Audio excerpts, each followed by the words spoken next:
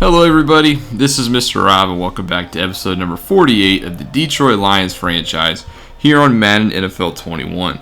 Last episode we finished the regular season. Our Detroit Lions finished the season 6-10, and obviously we did not make the playoffs for that record, so today we'll be kind of recapping the season and what went down, looking at stats, simming the playoffs, reaching the Pro Bowl as we get ready for another off season. So if you're excited for this one, make sure you leave a like and subscribe down below, especially if you want more franchise content.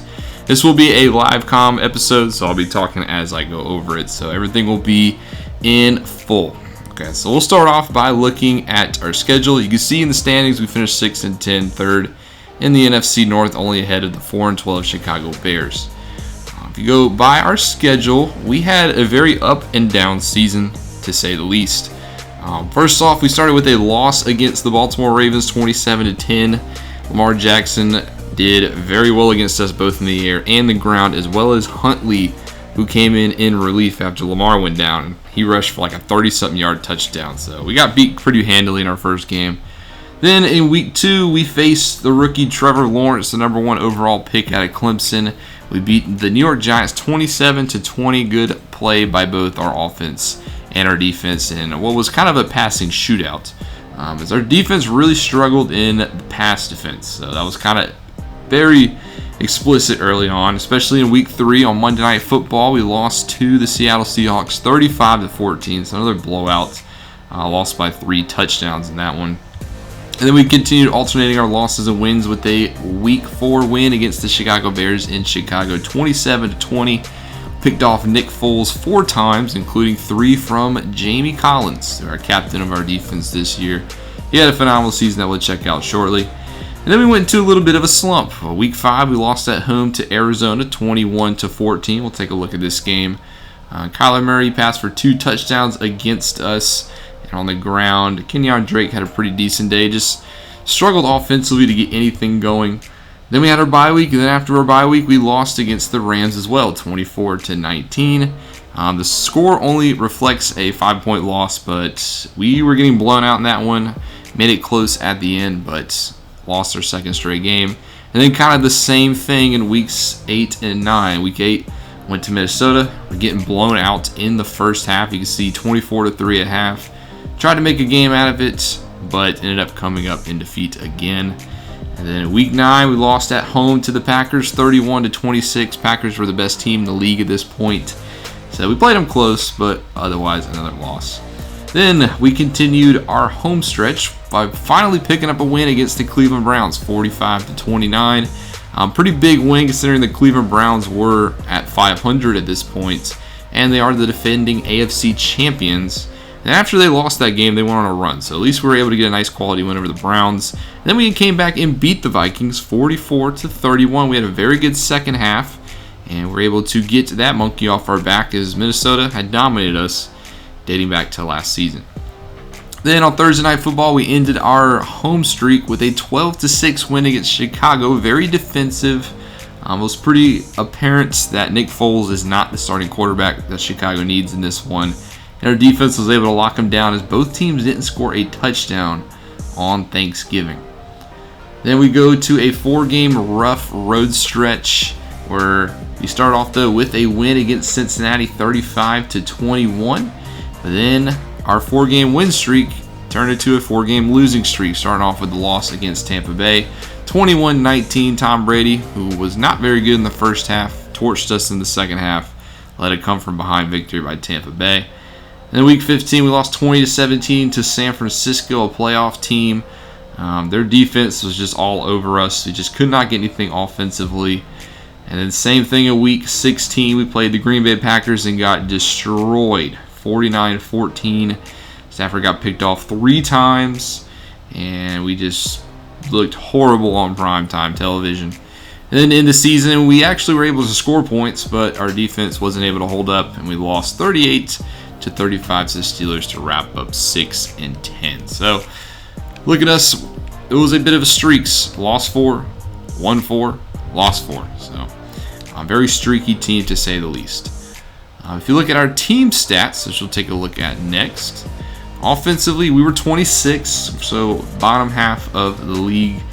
Defensively, 31st, so at least we weren't worse, but we were next to last. And then points scored, we're 18th, so we scored about average league points. And then 27th in points allowed, so we'll go a little bit more in depth.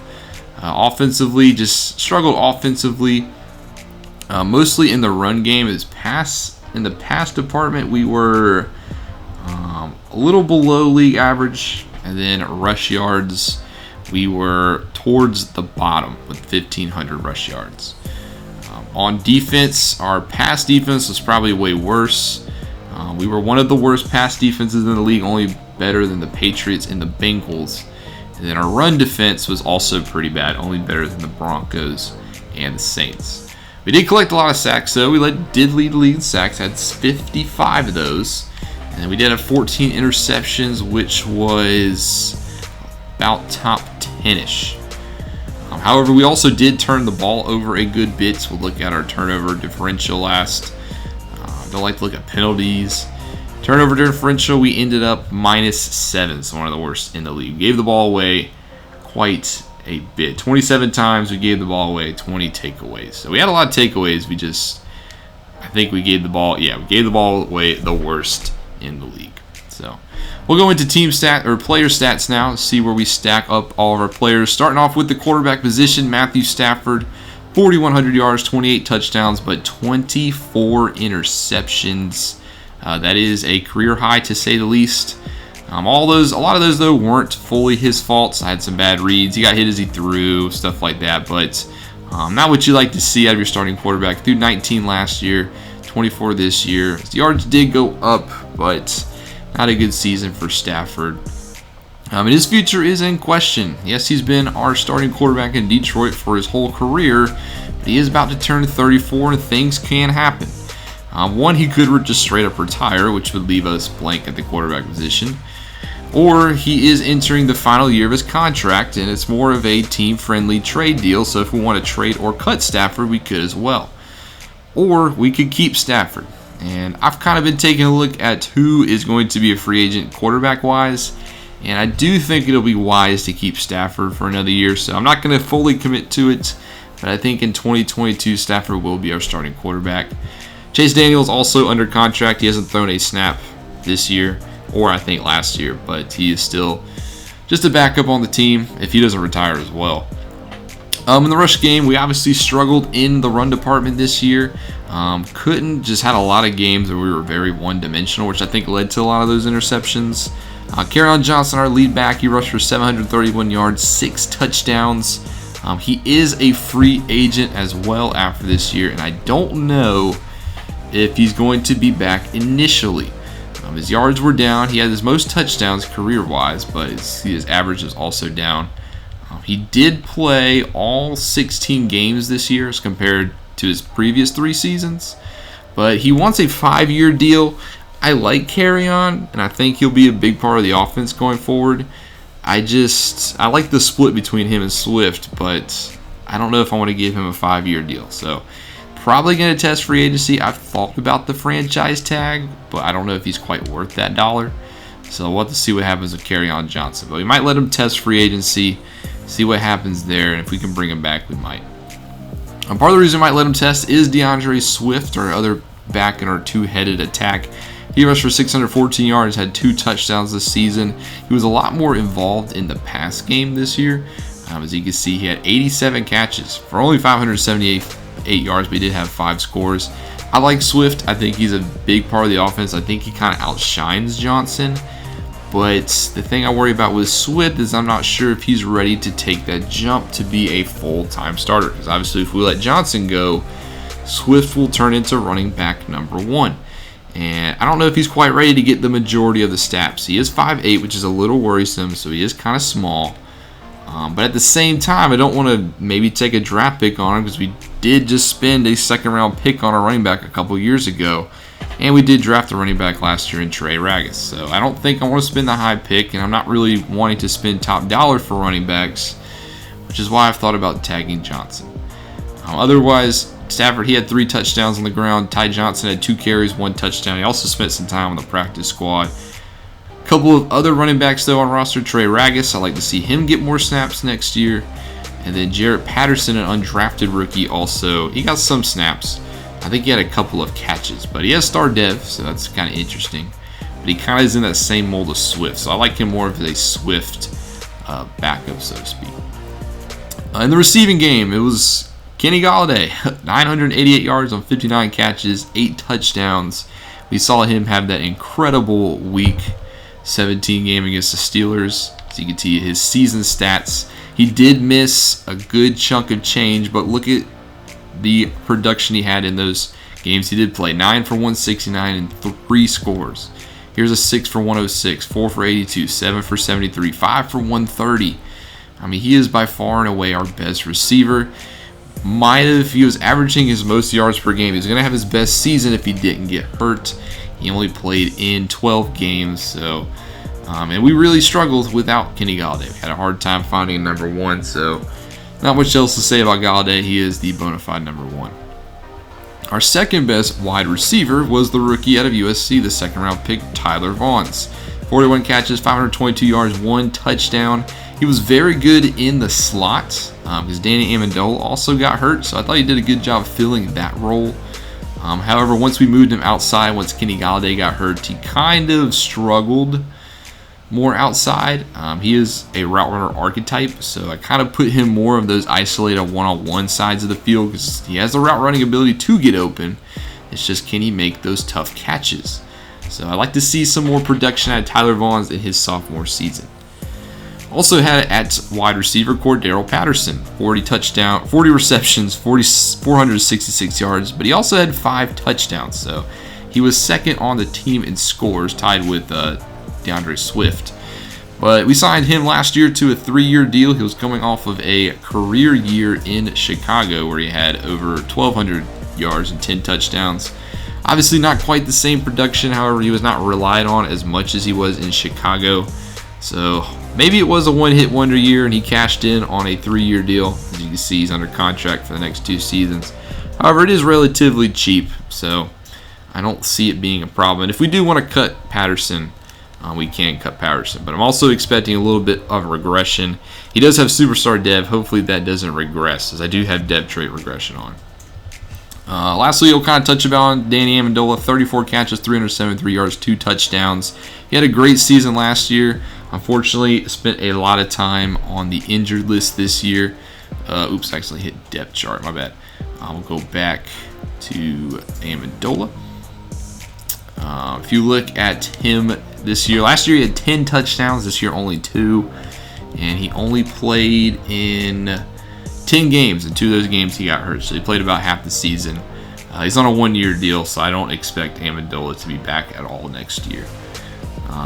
We'll touch on Seth Williams, a rookie out of Auburn, the 3rd round pick. He had 11 catches for 1 touchdown, 169 yards. And that was basically in 1 game. The game that Amendola and Gallaudet were hurt, Seth Williams played that game, and he had 8 catches for 143 yards and a touchdown. So very good production in that game alone. He didn't have much other chances outside that. So I want to see Seth Williams get more chances next year. We tried to hit him a couple times on the deep route, but he didn't quite connect. But I think Seth Williams, I'm looking for him in preseason next year to establish himself. In the tight end department, it was TJ Hawkinson. He had 43 catches, 626 yards, 3 scores. He also spent some time on the injury list. He's a quality tight end. He's not going to blow your socks off, but I think he's a good safety blanket to have. And then behind him, we've used Jesse James the past couple of years. He had 3 scores as well. Another quality backup tight end. And if we want to do 2 tight end sets, I think he does a solid job. On the offensive line, we'll go from left to right, starting with our left tackle is Taylor Decker. He spent also a good bit of time on the injured list. He wasn't the starter for most of the season, as he only played in 9 games, so about half of the season.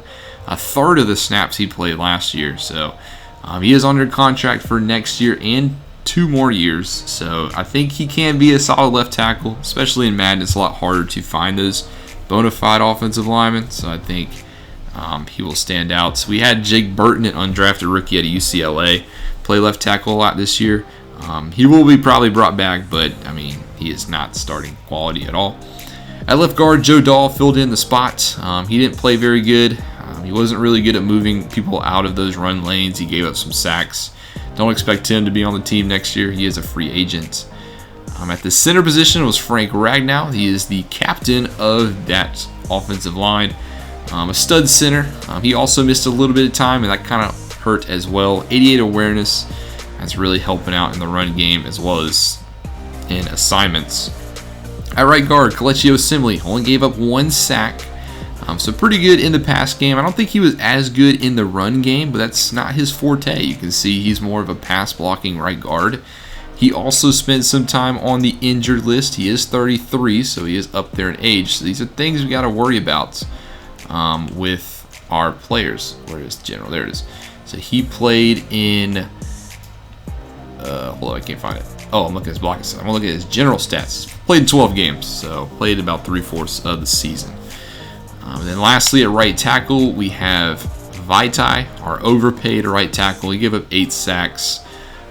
Basically on roster because he's just way overpaid. I don't want him on the roster. We'll see if we can cut him after this season. But our other right tackle is Tyrell Crosby, who started that Week 17 game and didn't really play that good. Yes, he was matched up against TJ Watt, but I mean, if he wants to be an offensive tackle starting, he's going to have to earn his spot. Moving to the defensive side of things, we'll kind of just go from all levels, starting off with the front 4. At left end was a mixture of Deshaun Hand, who had 3.5 sacks this past year. He did sign a 3-year extension. Having a little bit second regrets on that. Is that he probably will be moved inside. He had a very down year compared to his 2020 campaign.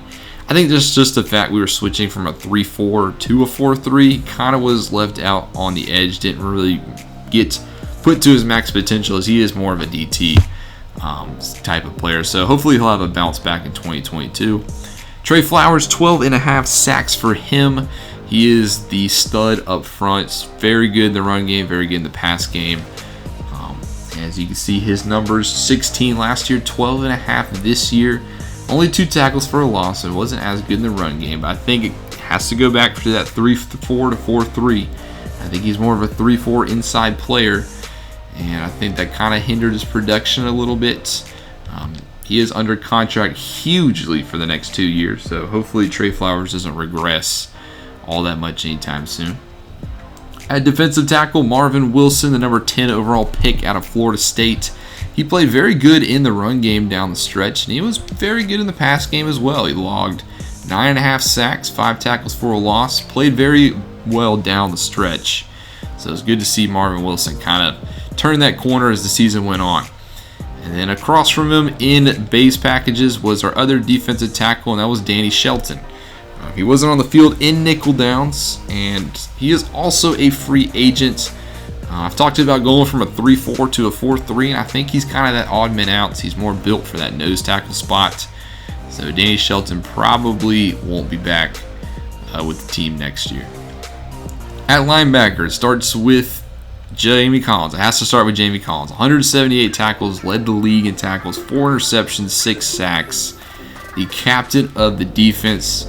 Had a great season, especially after last year. We didn't quite maximize him to his full potential.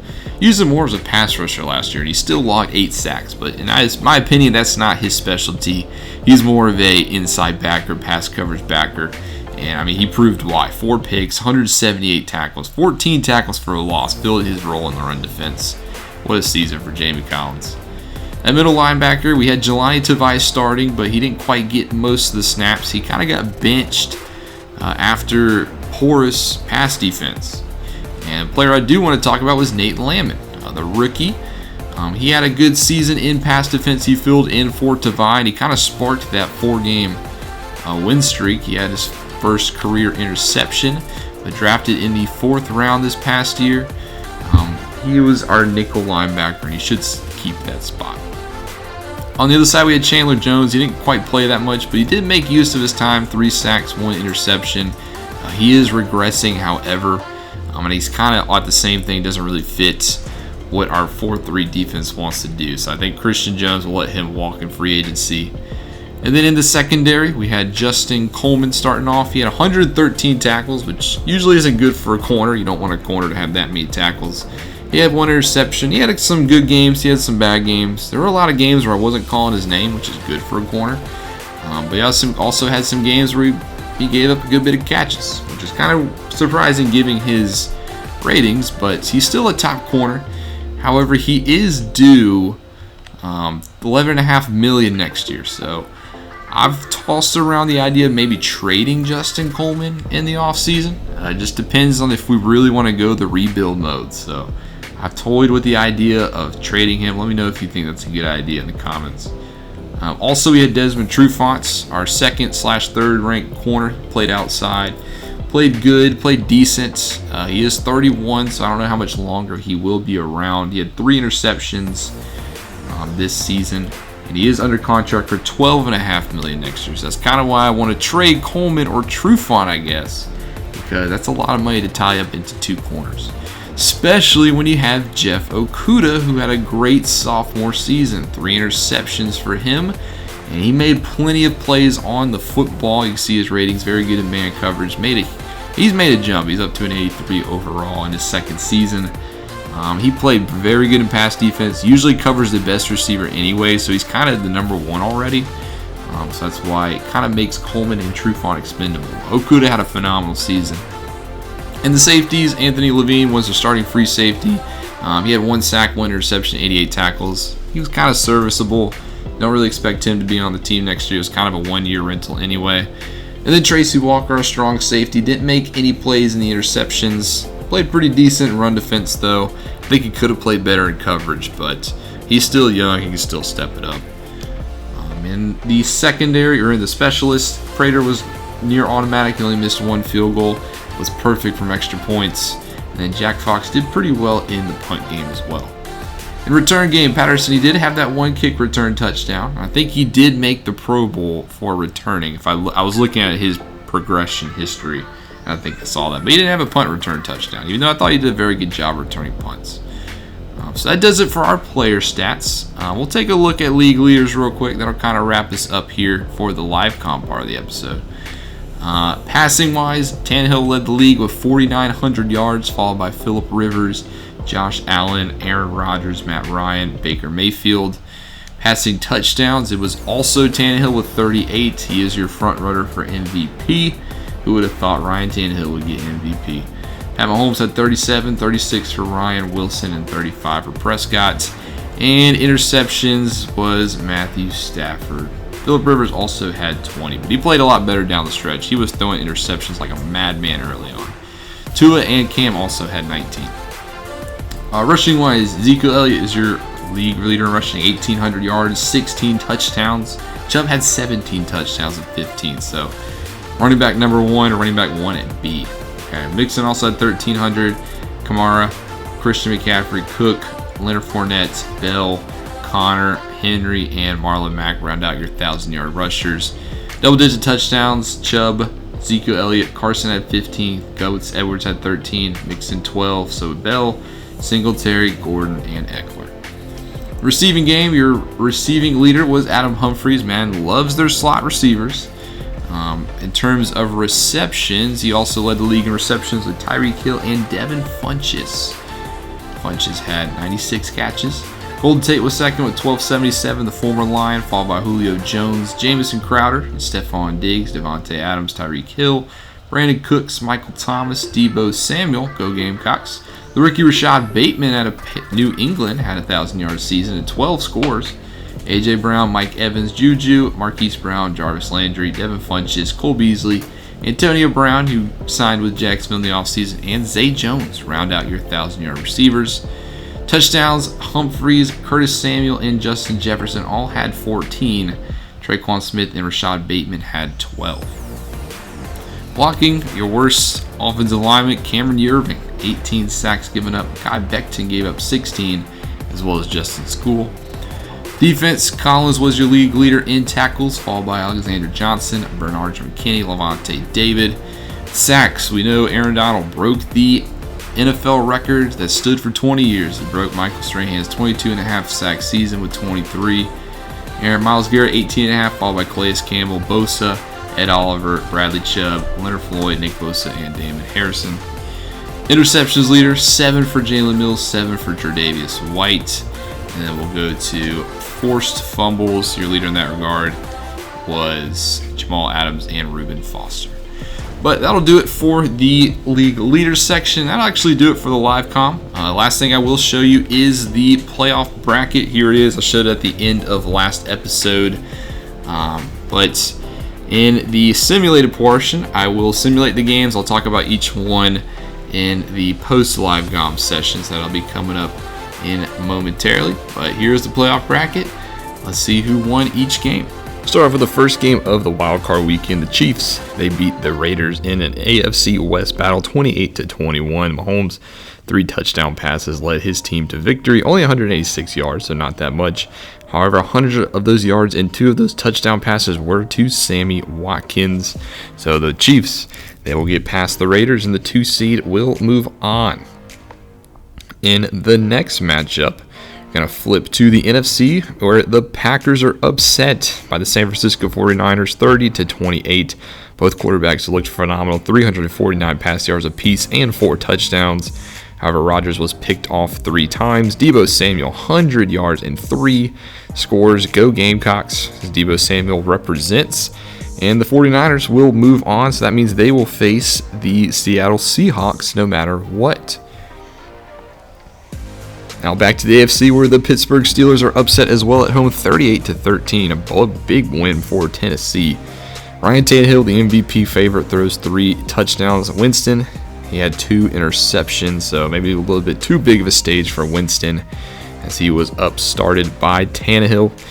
Nice play all around for Tennessee. That's a team that I would be scary to look out for in the playoffs. Tennessee, I think they could cause some trouble.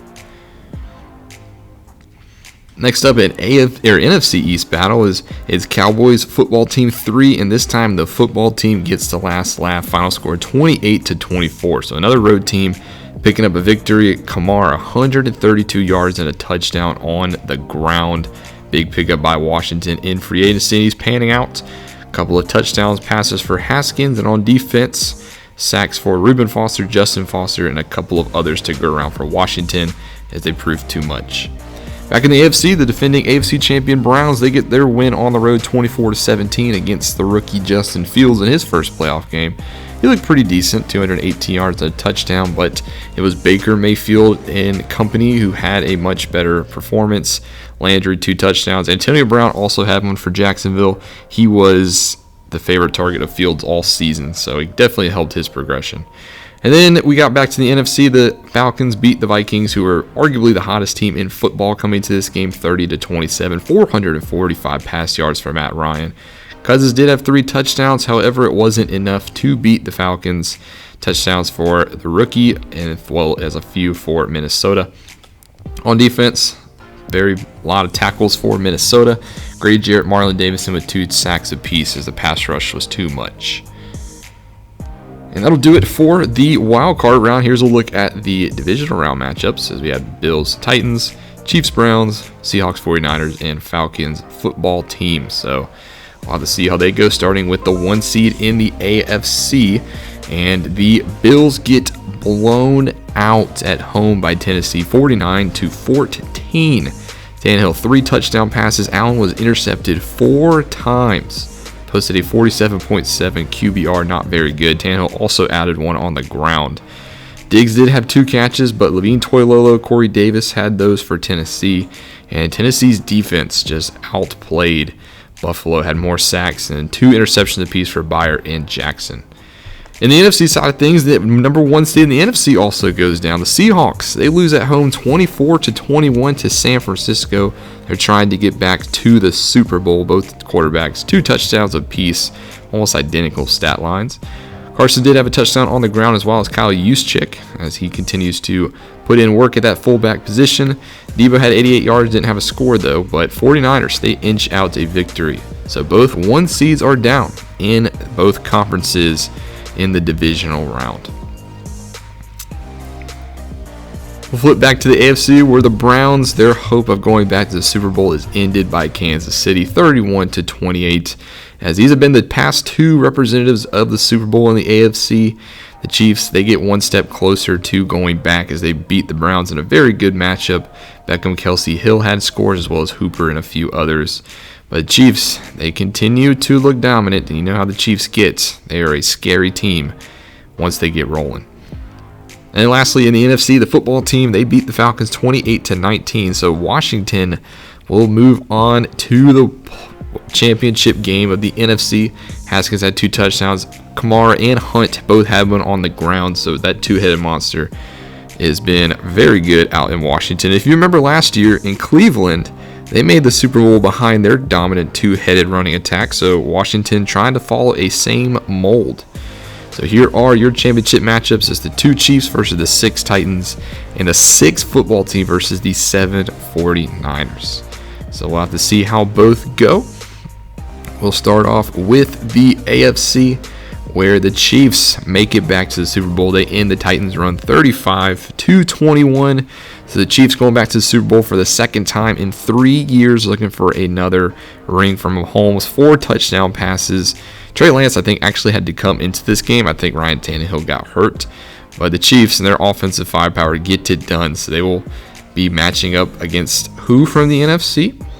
Well, take a look in the NFC Championship game, and it is the Washington football team who edge out the come-from-behind victory 21-18 over the 49ers. We are not going to have a Super Bowl rematch. Instead, it is a first-time matchup. We got the Chiefs versus the football team. Both teams with 3 rings looking for number 4. Chiefs are looking for 2 in 3 years, while the football team is looking for their first championship in 30 years. So here's how the bracket unfolded. You got the 2 Chiefs, 6 football team. That'll be an exciting one. We'll be taking a look at that one next week. But before we get to the Super Bowl, we will have the Pro Bowl. We didn't watch the Pro Bowl last year, but we're going to watch it this year. I'll tell you guys the rosters, as well as highlight the awards. Try to do some sort of like awards show like they do in the NFL. But that'll be next episode. That'll be coming to you guys on Tuesday. Remember, off season next weekend. Hope you guys enjoyed. Thank you guys so much for watching. Make sure you leave a like and subscribe down below, especially if you want more franchise content. This is Mr. Rob, and I'll see you in the next one.